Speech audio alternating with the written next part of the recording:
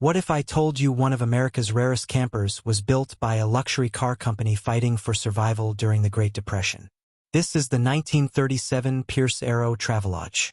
Built in Buffalo, New York, it was designed to give wealthy travelers a luxurious home on wheels that could be towed behind their Pierce Arrow automobile.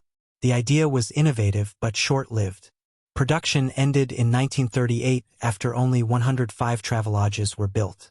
Today, fewer than 20 are known to survive. For the 1930s, the engineering was far ahead of its time, featuring a steel frame, aluminum body panels, fully independent suspension, and Bendix hydraulic brakes. Inside, owners enjoyed beautiful birchwood cabinetry, booth seating, a folding dining table, an icebox, a hand-pumped sink, and comfortable sleeping quarters.